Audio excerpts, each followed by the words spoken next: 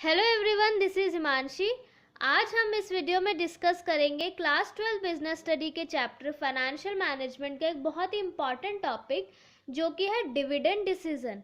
Previous video में हमने discuss किया था कि एक कंपनी के फाइनेंस मैनेजर को बेसिकली 3 डिसीजन लेने पड़ते हैं: investment decision, financing decision and dividend decision. Previous videos में हमने डिस्कस किया हुआ इन्वेस्टमेंट डिसीजन और फाइनेंसिंग डिसीजन क्या होता है। तो अगर आपने वो वाली वीडियो नहीं देखी तो आप पहले वो वाली वीडियो देख लीजिए। आज हम इस वीडियो में डिस्कस करेंगे डिविडेंड डिसीजन के बारे में डिटेल में। तो चलिए स्टार्ट करते हैं। अब डिविडेंड डिसीजन बेसिकली क्या होता है? This decision is concern with distribution of surplus funds. तो ये डिसीजन बेसिकली किससे कंसर्न है? डिस्ट्रीब्यूशन ऑफ सरप्लस फंड्स से। Payment of interest to creditors, debenture holder is a fixed liability of a company. So what company or finance manager has to decide is what to do with the residual or leftover profit of the company. अब क्या होता है, जो भी interest की payment है creditors को या डिबेंचर होल्डर्स को, वो तो कंपनी की फिक्स लायबिलिटी है, वो तो देनी ही देनी है। बट एक फाइनेंस मैनेजर को क्या डिसाइड करना होता है कि जो भी कंपनी का प्रॉफिट बच गया है, लेफ्ट ओवर प्रॉफिट है जो भी कंपनी का, या जो उसकी रेजिडुअल इनकम है, उसको क्या करना है। ठीक है। Surplus profit is either distributed to equity share holders in the form of dividend और kept aside in the form of retained earnings. अब क्या कर सकते हैं, जो सरप्लस प्रॉफिट है उसको या तो हम इक्विटी शेयर होल्डर्स को इन the form of dividend distribute कर दें, या फिर हम उसको रिटेन्ड अर्निंग्स की फॉर्म में रख लें। ठीक है। Under dividend decision the finance manager decides how much to be distributed in the form of dividend and how much to keep aside as retained earning. This decision is also called residual decision. अब dividend decision में finance manager क्या decide करता है कि कितना surplus profit वो in the form of dividend distribute करे और कितना वो रिटेन्ड अर्निंग्स के तौर पे रख ले। तो ये डिसीजन है हमारा डिविडेंड डिसीजन, जिसको हम रेजिडुअल डिसीजन भी बोलते हैं।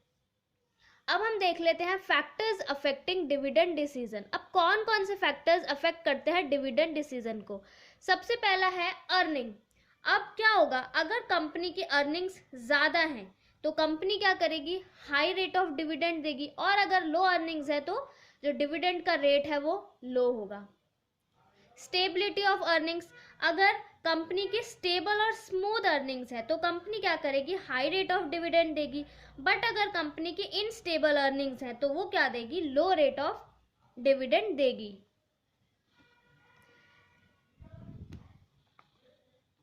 नेक्स्ट पॉइंट है कैश फ्लो पोजीशन। अब क्या है, अब अगर कंपनी के पास सरप्लस ऑफ कैश है, कैश अवेलेबल है कंपनी के पास, तो वो क्या करेगी? हाई रेट ऑफ डिविडेंड देगी।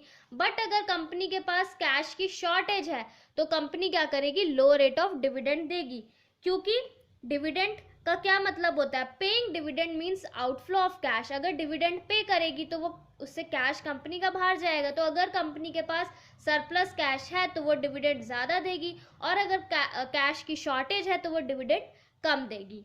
नेक्स्ट पॉइंट बोल रहे हैं ग्रोथ अपॉर्चुनिटीज। अब क्या है, अब अगर कंपनी के पास ज़्यादा ग्रोथ प्लान्स हैं और ज़्यादा इन्वेस्टमेंट अपॉर्चुनिटीज हैं तो कंपनी क्या करेगी? As a form of retained earnings ज़्यादा रखेगी, और and less is given in the form of dividend, और कम डिविडेंड की फॉर्म में देगी। बट अगर कंपनी के पास कम ग्रोथ प्लान्स है तो कंपनी क्या कर देगी? ज़्यादा जो प्रॉफिट है वो डिविडेंड की फॉर्म में डिस्ट्रीब्यूट कर देगी। तो डिपेंड करता है कंपनी की ग्रोथ अपॉर्चुनिटीज़ कैसे हैं। अगर कंपनी को लगता है कि हाँ फ्यूचर में उसके पास ग्रोथ प्लान्स हैं और कुछ इन्वेस्टमेंट अपॉर्चुनिटीज़ हैं, तो वो ज़्यादा एज रिटेन्ड अर्निंग्स रखेगी और कम जो है वो in the form of dividend दे देगी। नेक्स्ट पॉइंट है प्रेफरेंस ऑफ शेयर होल्डर्स। अब क्या होता है, अगर कंपनी के पास ज़्यादा रिटायर्ड और मिडिल क्लास शेयर होल्डर्स हैं तो कंपनी क्या करेगी? उनको तो कंपनी डिविडेंड ज़्यादा डिस्ट्रीब्यूट करेगी और इन the form of retained earnings अपने पास कम रखेगी। ऐसा क्यों? क्योंकि जो रिटायर्ड या मिडिल क्लास शेयर होल्डर्स हैं वो क्या चाहते हैं कि उनको एक रेगुलर और स्टेबल अमाउंट का डिविडेंड, वो लोग चाहते हैं कि उनको एक रेगुलर इनकम आए उनके पास। बट जो यंग शेयर होल्डर्स हैं वो क्या चाहेंगे कि ज़्यादा से ज़्यादा अगर कोई भी ग्रोथ अपॉर्चुनिटी आती है या इन्वेस्टमेंट अपॉर्चुनिटी आती है कंपनी के पास, तो कंपनी उसके लिए अपने पास in the form of retained earning ज़्यादा रखे और लो रेट ऑफ डिविडेंड दे। तो डिपेंड करता है शेयर होल्डर्स पर भी कि अगर वो मिडिल क्लास या फिर रिटायर्ड शेयर होल्डर्स हैं तो वो ज़्यादा डिविडेंड चाहेंगे, तो इसलिए कंपनी उस टाइम पे ज़्यादा डिविडेंड देगी और अपने पास कम रखेगी in the form of retained earnings. But अगर यंग शेयर होल्डर्स होंगे तो क्या होगा, कंपनी ज़्यादा रखेगी in the form of retained earnings और डिक्लेयर करेगी low rate of dividend. Next point बोल रहा है taxation policy. If tax rate is higher, then company prefers to pay less in the form of dividend, whereas if tax rate is low, then company declare higher dividend. अब क्या होता है, जो the rate of dividend also depends upon the taxation policy of government. क्या होता है, जो dividend income होती है वो तो टैक्स फ्री इनकम होती है, बट जो कंपनीज होती हैं उनको टैक्स पे करना पड़ता है। Dividend income is tax free income for share holders, whereas company has to pay tax on dividend given to share holders. तो जो कंपनी होती है उनको टैक्स पे करना पड़ता है जितना भी वो डिविडेंड देते हैं शेयर होल्डर्स को। तो वही है, अगर टैक्स रेट ज़्यादा होगा तो कंपनी क्या करेगी, तो लेस डिविडेंड देगी, बट अगर टैक्स रेट कम होगा तो वो ज़्यादा डिविडेंड देगी।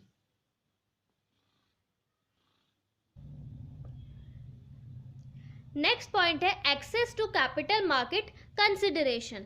अब ये पॉइंट क्या बोलता है, if capital market can easily be accessed और approached and there is enough demand for securities of the company, then company can give more dividend and raise capital by approaching capital market. अब क्या होता है, raising of funds from the capital market depends upon the reputation of the company. Company की reputation पे depend करता है, ठीक है, फंड्स को रेज करना। तो अगर कंपनी इजीली कैपिटल मार्केट को एक्सेस कर सकती है या अप्रोच कर सकती है, तो जो है वो कंपनी ज़्यादा in the form of dividend दे सकती है, और जब भी उसको कैपिटल की ज़रूरत होगी तो वो कैपिटल मार्केट को अप्रोच करके कैपिटल रेज कर सकती है। बट अगर कंपनी डिफ़िकल्ट है कंपनी के लिए कैपिटल मार्केट को अप्रोच करना, तो कंपनी क्या करेगी, कम डिविडेंड डिक्लेयर करेगी और ज़्यादा in the form of retained earnings अपने पास रखेगी।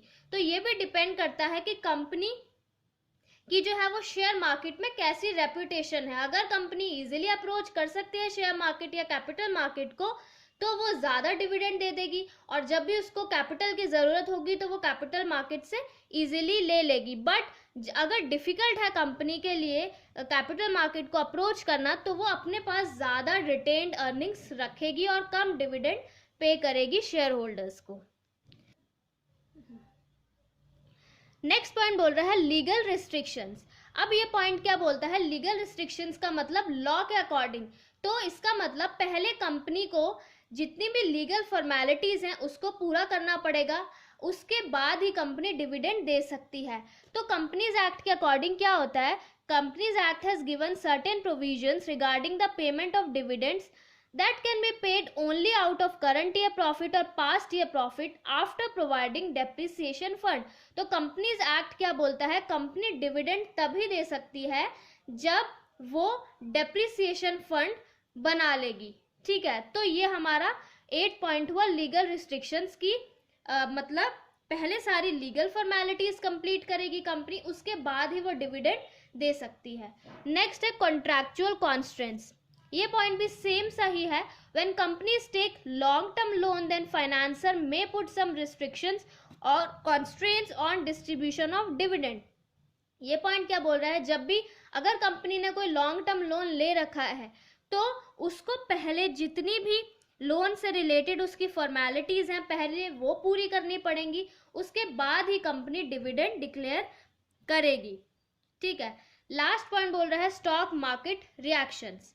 Increase in dividend is taken as good news in the stock market and prices of securities rise।